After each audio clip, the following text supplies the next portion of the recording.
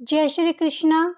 हिंदू धर्म में रक्षाबंधन का त्यौहार बड़ी धूमधाम से मनाया जाता है, जो भाई बहन के पवित्र रिश्ते को समर्पित है। इस दिन बहनें अपने भाई की कलाई पर राखी बांधती हैं और उसकी सुख समृद्धि और खुशहाली जीवन की कामना करती हैं। और वहीं भाई अपनी बहन को रक्षा का वचन देता है और उन्हें उपहार देकर अपना प्रेम जाहिर करते हैं। वैसे तो रक्षाबंधन से जुड़ी अनेक कथाएं प्रचलित हैं। आज हम रक्षाबंधन के इस पावन अवसर पर एक पौराणिक कथा सुनेंगे। कथा के अनुसार सतयुग में भगवान विष्णु के परम भक्त प्रहलाद के पुत्र हुए राजा बलि यह उदार और शक्तिशाली राजा होने के साथ साथ भगवान विष्णु के भी भक्त थे। उन्होंने अपनी धर्मनिष्ठा और शक्ति से तीनों लोकों पर अधिकार कर लिया था। देवलोक भी राजा बलि के अधीन था, जिससे देवतागण व्याकुल होकर मनुष्य की भांति भटक भटक रहे थे। ऐसे में सभी देवता भगवान विष्णु की शरण में पहुंचते हैं। भगवान विष्णु के सृष्टि के कल्याण के लिए देवताओं को आश्वासन दिया कि उचित समय आने पर उनकी समस्या का निदान हो जाएगा। इधर राजा बलि ने त्रिलोक विजय होने पर एक महायज्ञ का आयोजन किया, जिसमें उसने प्रण किया कि जो भी उसकी कामना होगी उसके अनुसार उसे दान दिया जाएगा। उधर शंकराचार्य जी गुरु आसन पर विराजमान होकर मंत्र उच्चारण कर रहे थे और यज्ञ कुंड में समिधा डाली जा रही थी।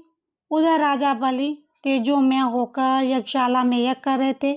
ऐसे में देवी अदिति के गर्भ में भगवान वामन का जन्म हुआ। जन्म के साथ ही वामन भगवान किशोर अवस्था को प्राप्त हो गए, लेकिन उनका शरीर लघु ही बना रहा। भगवान वामन ने माता अदिति से आज्ञा लेकर देव कार्य के लिए राजा बलि में यज्ञशाला की ओर प्रस्थान किया। राजा बलि यज्ञशाला पहुंचे तो राजा बलि के सेवकों ने भगवान वामन से दान मांगने के लिए कहा। राजा बलि ने कहा कि मुझे कुछ भी नहीं चाहिए जो आप दान में दे रहे हैं। मुझे जो कुछ भी चाहिए वह महाराज बलि से ही मांगना है। सेवकों के बार बार कहने पर भी राजा बलि अपनी बातों पर अड़िग रहे। जब ये सूचना राजा बलि तक पहुंची तो वो स्वयं ही यज्ञवेदी से उठकर आए और वामन से कहा कि हे बुटुक, आपको क्या चाहिए? जो भी आपको इच्छित हो मांग लो।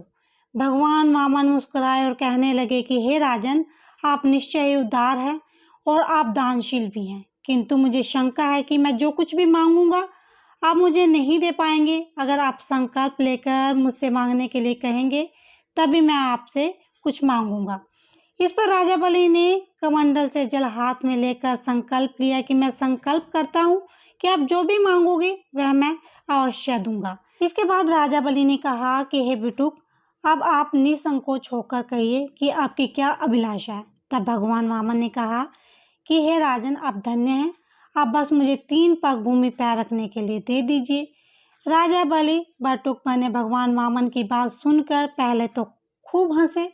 बस इतना सा, इसके लिए संकल्प की क्या जरूरत थी। खैर, आपको 3 पग भूमि ही चाहिए तो आप ले लीजिए। इसके बाद भगवान ने अपना पग बढ़ाना शुरू किया तो 2 पग में धरती और आकाश देवलोक सभी को नाप लिया।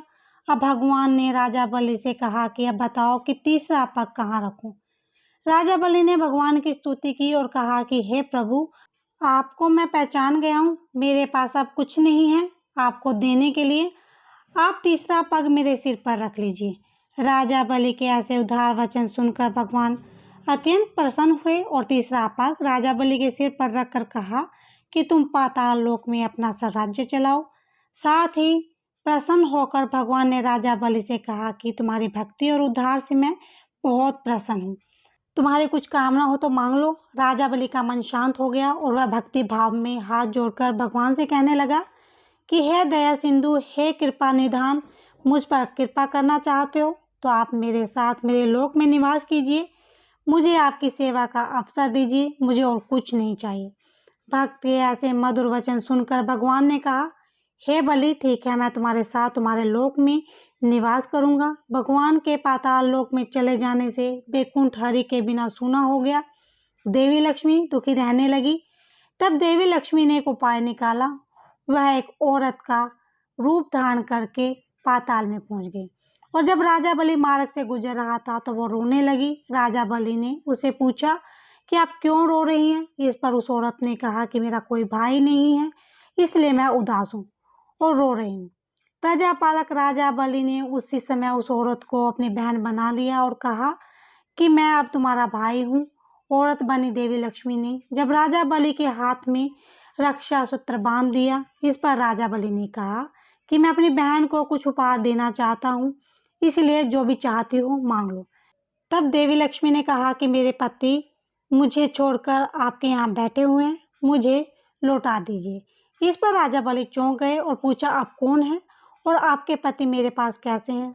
तब देवी लक्ष्मी अपने वास्तविक रूप में आकर बोली, मेरे पति भगवान विष्णु वामन रूप में आपके पास हैं, उसको मुझे लौटा दीजिए, उनके बिना बैकुंठ उदास है। इस प्रकार देवी लक्ष्मी के कहने पर राजा बलि ने रक्षा सूत्र का मान रखते हुए देवी लक्ष्मी के साथ भगवान विष्णु को बैकुंठ विदा कर दिया।